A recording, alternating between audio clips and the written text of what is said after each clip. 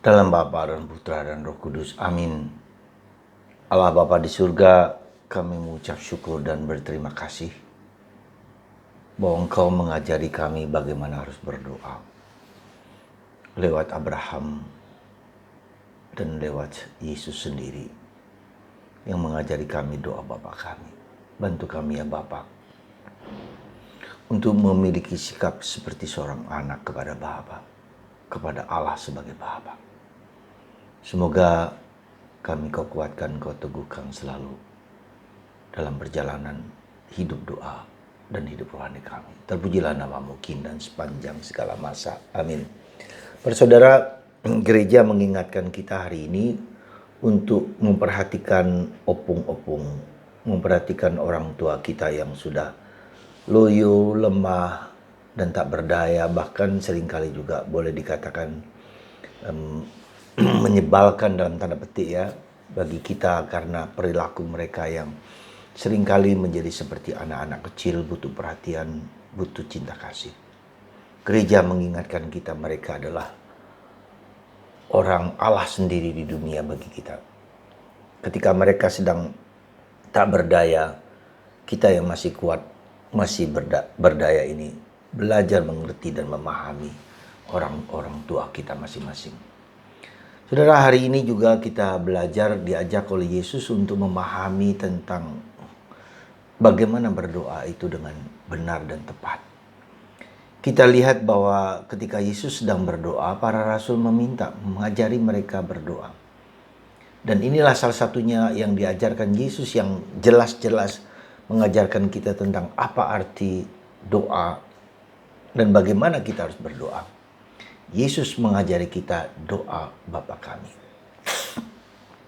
Sungguh suatu yang katakanlah mencerahkan karena Yesus memberikan perspektif yang lebih baru. Ya, bahwa perspektif itu apa? Bahwa kita berdoa bukan hanya karena ritual, bukan karena suatu kewajiban, tapi suatu relasi personal bahwa kita adalah anak Allah dan Allah adalah Bapa. Ini yang membedakan doa-doa Kristiani dengan doa-doa non-Kristiani. Orang tidak cukup hanya melontarkan kata-kata dengan rumusan-rumusan tertentu dan seterusnya. Bukan hanya itu, tapi relasional. Dan Allah menunjukkan dan Yesus menunjukkan kepada kita bahwa bagaimana relasi kita dengan Allah sebagai Bapa seperti halnya relasi kita anak dengan Bapa kita, dengan ibu kita yang penuh kasih sayang. Tak ada seorang ibu atau seorang bapa yang memberikan ular kepada anak yang minta telur. Coba ingat itu. Dan Bapa Allah adalah Bapa. Gambaran yang sungguh-sungguh dibuat oleh Yesus bagi kita. Allah bukan hakim. Bukan hanya hakim yang menghukum, yang menindas, yang marah, yang Tuhan itu lambat akan marah. Besar kasih setianya, hatinya ada kebaikan semata-mata. Dan itulah yang mau disampaikan. Gambaran itu yang harus ada dalam pikiran, dalam mindset, dalam hati, dalam budi, seluruh diri kita. Ketika kita berdoa Bapa kami. Sekali lagi Bapa kami. Bukan hanya Bapakku, bukan hanya Bapa Anda. Bapakku dan Bapa Anda, Bapa kita. Ya. Jadi Anda memiliki relasi personal dengan Bapa dan Anda dan saya adalah saudara. Ya, jadi kalau kita berdoa Bapa kami setiap hari berkali-kali, kemudian kita di gereja dilakukan, tapi keluar dari gereja, saya tidak memperlakukan orang lain, siapapun bukan sebagai saudara, kita sungguh-sungguh menentang Allah. Jadi doa Bapa kami itu membuat kita bersaudara satu sama lain. Tidak hanya di keluargaku, tapi di lingkungan, di gereja, di masyarakat. Semua adalah saudara karena kita mempunyai Allah yang adalah Bapa kita. Dan ini yang harus kita perhatikan sungguh-sungguh ya di dalam kehidupan masyarakat kita. Jadi sekali lagi Yesus mau mengajak kita bahwa doaku ya keseharian ini harus terwujud juga dengan relasi baikku dengan orang-orang di sekitar. Dengan suami, dengan istri, dengan anak, dengan tetangga, dengan siapapun. Ini adalah jadi Perspektif ini yang diubah oleh Yesus bagi kita. Dan kita sebagai orang Katolik sungguh harus menghargai itu. Cinta kepada Allah harus cinta kepada sesama manusia. Omong kosong kita mengatakan I love God, I love God, but at the same time kita menghina, mengejek ya saudara-saudara sekitar. Nah, maka inilah saudaraku terkasih dalam Kristus, kita berusaha, kita mohon rahmat supaya apa? Supaya kita menjalin persaudaraan. Persaudaraan di dalam keluarga. Ya, persaudaraan di dalam masyarakat, persaudaraan di dalam gereja, ya. Jangan sampai katakanlah kita konflik-konflik di dalam stasi kita ini entah karena alasan apapun juga. Ya, kita selalu berusaha untuk berdamai, untuk saling memaafkan, untuk saling mengampuni, untuk saling mencintai, untuk saling mengasihi. Saudara,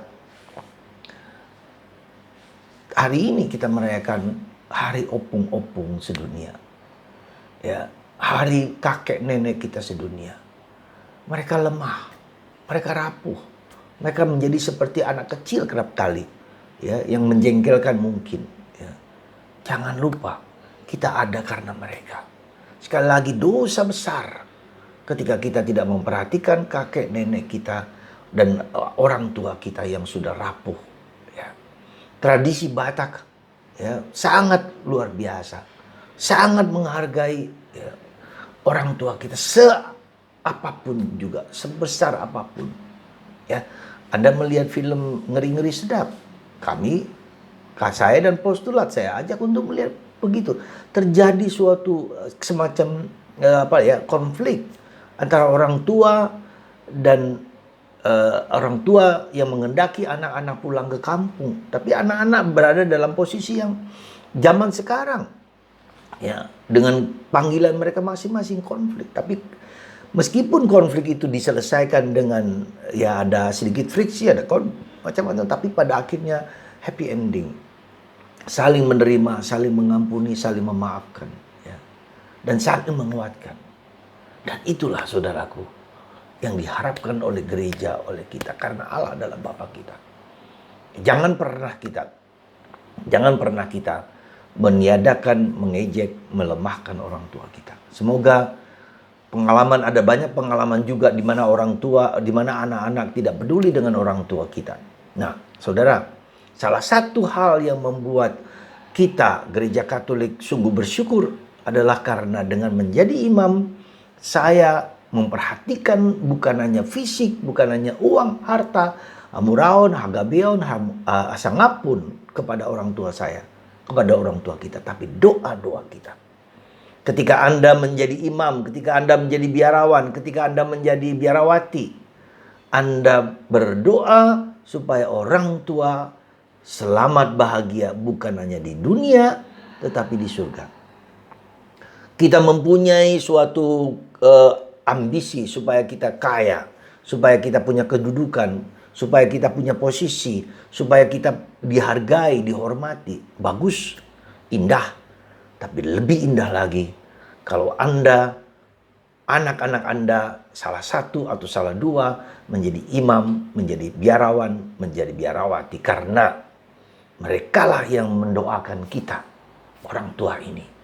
Saya seringkali dan berkali-kali dalam Ekaristi mendoakan Bapak Ibu saya supaya mereka damai abadi di surga berkat doa, berkat Ekaristi.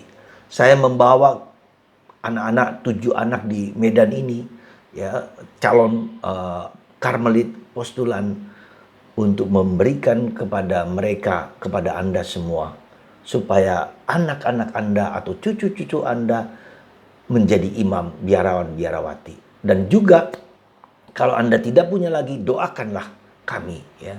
Doakanlah kami, doakanlah anak-anak muda ini supaya mereka sungguh-sungguh menjawab panggilan itu dengan baik. Seandainya Anda juga katakanlah mempunyai nilai lebih atau sesuatu menolong kami di postulat Karmel Sidikalang, Dairi, Sumatera Utara, dengan senang hati saya akan menerima, karena mereka berasal dari keluarga-keluarga yang kurang mampu dan kita sungguh-sungguh berjuang supaya banyak orang terpanggil, sehingga akhirnya mereka mendoakan orang tua mereka mendoakan, melayani gereja, melayani banyak umat, sehingga diperhatikan seluruhnya. Tuhan memberkati Anda. Semoga Tuhan memberkati opung-opung, memberkati kakek nenek kita, memberkati yang tua, yang sakit menderita, sehingga mereka tetap bahagia, tetap bersukacita dalam Tuhan. Dalam nama Bapa dan Putra dan Roh Kudus. Amin.